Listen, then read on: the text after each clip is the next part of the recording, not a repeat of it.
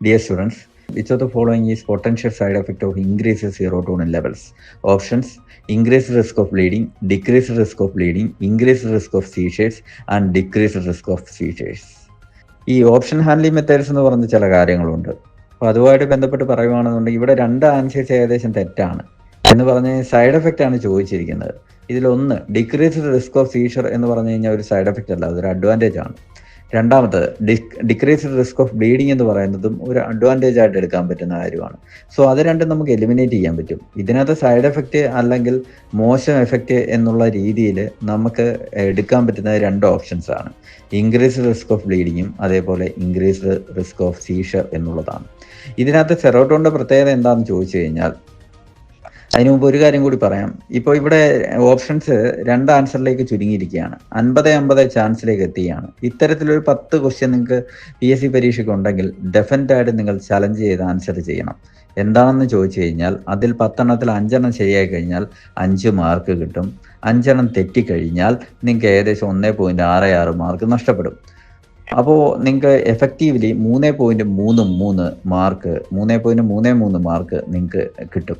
നിങ്ങൾ DMEയുടെ rank list എടുത്ത് നോക്കിയാൽ മതി. പഴയത് ഒരു 0.33 മാർക്കിൻ്റെ ഡിഫറൻസിൽ 200 റാങ്കോളം മാറിപ്പോകുന്ന ചില സ്ഥലങ്ങളുണ്ട്. അപ്പോൾ ഓരോ മാർക്കിൻ്റെയും ഇമ്പോർട്ടൻസ് മനസ്സിലാക്കി ഇത്തരത്തിൽ ഓരോ ക്വസ്റ്റ്യനും പ്രാധാന്യത്തോടു കൂടി എഴുതാൻ ശ്രമിക്കുക. അതോടൊപ്പം പറയാനുള്ളത്, സെറോട്ടോണിൻ്റെ പ്രത്യേകത എന്താണെന്ന് ചോദിച്ചു കഴിഞ്ഞാൽ, സെറോട്ടോണിൻ പ്ലേറ്റ്ലെറ്റിൻ്റെ അഗ്രിഗേഷനെ പ്രിവെൻറ്റ് ചെയ്യുന്നു. പ്ലേറ്റ്ലെറ്റ് അടുത്ത് കൂടിയാൽ മാത്രമേ ക്ലോട്ടിങ് നടക്കത്തുള്ളൂ. അഗ്രിഗേഷൻ നടക്കാതിരുന്നാൽ ക്ലോട്ടിങ് നടക്കുന്ന വേഗത കുറയും. സ്വാഭാവികമായിട്ടും ഇൻക്രീസ്ഡ് റിസ്ക് ഓഫ് ബ്ലീഡിങ് എന്നുള്ളതാണ് ഇതിൻ്റെ സൈഡ് എഫക്റ്റ്. ദെൻ അടുത്തതായിട്ട് പറയാനുള്ള കാര്യം എന്താണെന്ന് ചോദിച്ചു കഴിഞ്ഞാൽ, ഈ സെറോട്ടോണിനെ പറ്റിയൊക്കെ ചോദിക്കുന്ന ചില കാര്യങ്ങളും അതുമായിട്ട് ബന്ധപ്പെട്ടുള്ള ഏറ്റവും ഇമ്പോർട്ടൻ്റ് ആയിട്ടുള്ള ഒരു ഇൻഫോർമേഷൻ, ഹാപ്പിനെസ് കെമിക്കൽ എന്നുള്ള കാറ്റഗറിയിൽ വരുന്ന ആൾക്കാരാണ് ഡോപ്പമിൻ, ഓക്സിറ്റോസിൻ, സെറോട്ടോണിൻ, അതേപോലെ എൻഡോർഫിൻ. ഈ ഡോപ്പമിൻ എന്ന് പറയുന്നത് ഒരു റിവാർഡ് കെമിക്കൽ എന്നാണ് അറിയപ്പെടുന്നത്. നമുക്ക് ഡോപ്പമിൻ്റെ ഒരു സെക്രീഷൻ കൂടുന്ന എപ്പോഴാണെന്ന് ചോദിച്ചു കഴിഞ്ഞാൽ, നമ്മളൊരു കാര്യം ചെയ്തുകൊണ്ടിരിക്കുന്നു, നിങ്ങൾ പഠിച്ചുകൊണ്ടിരിക്കുന്നു, 1 മണിക്കൂർ വൃത്തിയായിട്ട് പഠിച്ചു എന്ന് നിങ്ങൾക്ക് തോന്നിയാൽ ഡോപ്പമിൻ്റെ ലെവൽ കൂടുകയും നിങ്ങൾക്കൊരു സാറ്റിസ്ഫാക്ഷൻ ഫീൽ ചെയ്യുകയും ചെയ്യും. അതേപോലെ നമ്മൾ രാവിലെ എഴുന്നേൽക്കുന്നു, നമ്മുടെ റൊട്ടീൻസ് ചെയ്യുന്നു, കുളിക്കുന്നു, അപ്പം നമുക്കൊരു ഉന്മേഷം ഫീൽ ചെയ്യുന്നത് ഈ ഡോപ്പമിൻ്റെ റിലീസ് സംഭവിക്കുന്നതുകൊണ്ടാണ്. നമുക്ക് ഇഷ്ടപ്പെട്ട ഫുഡ് കഴിക്കുമ്പോൾ നമുക്ക് സാറ്റിസ്ഫാക്ഷൻ ഉണ്ടാകുന്നതും ഡോപ്പമിൻ്റെ റിലീസ് കൊണ്ടാണ്. ഈ കാര്യങ്ങളൊക്കെ ഒന്ന് മനസ്സിലാക്കിക്കൊള്ളുക. അതുകൊണ്ടാണ് ചില ആൾക്കാർ ഈ ചെറിയ ചെറിയ വിജയങ്ങൾ ആഘോഷിക്കുന്നതും അവർക്ക് അതിൻ്റെ ഫലമായിട്ട് ഡോപ്പമിൻ്റെ റിലീസ് ഉണ്ടാകുകയും ഒരു സാറ്റിസ്ഫാക്ഷൻ ഫീൽ ചെയ്യുകയും സന്തോഷം ഫീൽ ചെയ്യുകയും ചെയ്യുന്നത്. അടുത്തതായിട്ട് ഓക്സിറ്റോസിനാണ്. ഓക്സിറ്റോസിനെ അറിയപ്പെടുന്ന പേര് ലവ് ഹോർമോൺ, കഡിൽ ഹോർമോൺ എന്നുള്ളതാണ്. ഒരു വാത്സല്യം ഫീൽ ചെയ്യുന്ന സമയത്താണ് ഇത് കൂടുതലായിട്ട് റിലീസ് ചെയ്യുന്നത്.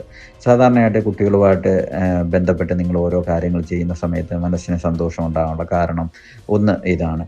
അത് അത്തരത്തിലുള്ള അവസ്ഥ അല്ലെങ്കിൽ സാഹചര്യം ഇല്ലാത്തവർ പെറ്റ്സ് കീപ്പ് ചെയ്യുക എന്ന് പറയുമ്പോൾ, പെറ്റ് ഡോഗ് ആണെങ്കിലും പെറ്റ് ക്യാറ്റ് ആണെങ്കിലും അല്ലെങ്കിൽ ബേഡ്സ് ആണെങ്കിലും കീപ്പ് ചെയ്യുമ്പോൾ അവർക്കൊരു പ്രത്യേക തരത്തിലുള്ള സാറ്റിസ്ഫാക്ഷൻ ഉണ്ടാകുന്ന ഈ ഒരു ഹോർമോണിൻ്റെ റിലീസ് കൊണ്ടാണ്. ദെൻ എൻഡോർഫിൻ എന്താണെന്ന് ചോദിച്ചു കഴിഞ്ഞാൽ, നമ്മൾ ഈ കോമഡി കണ്ട് ചിരിക്കുന്നു അല്ലെങ്കിൽ ചെറിയ ചെറിയ തമാശകളിൽ നമ്മൾ എൻജോയ് ചെയ്യുന്നതിന് കാരണം ആ സമയത്ത് ഈ എൻഡോർഫിൻ എന്ന് പറയുന്ന കെമിക്കൽ റിലീസ് ചെയ്യുന്നതുകൊണ്ടാണ്. നമ്മുടെ പെയിൻ കില്ലർ എന്നാണ് ഇതിനെ അറിയപ്പെടുന്നത്. എൻഡോർഫിൻ എന്ന് പറഞ്ഞു കഴിഞ്ഞാൽ മോർഫിൻ എന്ന് കേട്ടിട്ടില്ലേ? നമ്മുടെ ശരീരത്തിനുള്ളിൽ പ്രൊഡ്യൂസ് ചെയ്യപ്പെടുന്ന ഒപ്പിയോഡിന് തുല്യമായിട്ടുള്ള ഒരു സബ്സ്റ്റൻസ് ആണ്. അത് പെയിൻ എല്ലാം ഒഴിവാക്കി നമ്മളെ റിലാക്സ് ചെയ്തിരിക്കാൻ, സന്തോഷത്തോടിരിക്കാൻ, ചിരിക്കാൻ വേണ്ടി സഹായിക്കുന്നു എന്നുള്ളതാണ്. ധാരാളമായിട്ട് ഡാർക്ക് ചോക്ലേറ്റ് കഴിച്ചാലൊക്കെ അതിൻ്റെ അളവ് കൂട്ടാൻ പറ്റുമെന്ന് പറയുന്നുണ്ട്. അതാണ് ആൾക്കാർ അങ്ങനെ കഴിക്കുന്നത്. അതേപോലെ എക്സസൈസ് ചെയ്യുമ്പോൾ ഇത് ഓട്ടോമാറ്റിക്കലായിട്ട് കൂടാറുണ്ട്. അതുകൊണ്ടാണ് ആൾക്കാർക്ക് കുറച്ച് നേരം രാവിലെ എഴുന്നേറ്റ് എക്സസൈസ് ചെയ്ത് കഴിയുമ്പോൾ ഒരു സന്തോഷമൊക്കെ ഫീൽ ചെയ്യുന്നത്. ദെൻ സെറോട്ടോണിൻ എന്ന് പറഞ്ഞു കഴിഞ്ഞാൽ അതിനെ അറിയപ്പെടുന്ന പേര് ഹാപ്പി ഹോർമോൺ എന്നുള്ളതാണ്. നമ്മൾ മനസ്സിലാക്കേണ്ടത് ഈ സെറോട്ടോണിൻ്റെ അളവ് കൂട്ടാൻ വേണ്ടിയുള്ള മാർഗ്ഗങ്ങളാണ് മെഡിറ്റേഷൻ എന്ന് പറയുന്നത്. അതുകൊണ്ടാണ് യോഗ അല്ലെങ്കിൽ മെഡിറ്റേഷൻ ചെയ്യുന്ന സമയത്ത് ഒരു സന്തോഷമൊക്കെ തോന്നുന്നത്. ദെൻ റണ്ണിങ് എന്ന് പറയുമ്പോൾ നമുക്ക് കൂടുതൽ ദൂരമൊന്നും വേണ്ട. നമുക്ക് നമ്മുടെ വീട്ടിൽ അല്ലെങ്കിൽ നമ്മുടെ ചുറ്റുപാടിൽ ചെറിയൊരു റണ്ണിങ് ചെയ്താൽ തന്നെ ഇതിൻ്റെ അളവ് കൂട്ടാനും ഒരു സന്തോഷം ഫീൽ ചെയ്യാനും സഹായിക്കും എന്നുള്ളതാണ്. ഇതൊന്നും അല്ലെന്നുണ്ടെങ്കിൽ സൈക്ലിംഗ് ചെയ്യാം, സ്വിമ്മിങ് ചെയ്യാം. ഓക്കെ, ഒന്നുമില്ലെങ്കിൽ നമ്മുടെ വാക്കിംഗ് ഇൻ നേച്ചർ എന്നാണ് പറയുന്നത്. ഒരു നാച്ചുറലായിട്ടുള്ള ഒരു എൻവയോൺമെൻറ്റിൽ കുറച്ച് നേരം അങ്ങോട്ടും ഇങ്ങോട്ടും നടക്കുന്ന സമയത്തൊക്കെ ഇത്തരത്തിലുള്ള ഹോർമോണിൻ്റെ സെറോട്ടോണിൻ്റെ റിലീസ് ഉണ്ടാകുകയും ഒരു ഹാപ്പിനെസ് ഫീൽ ചെയ്യുകയും ചെയ്യും.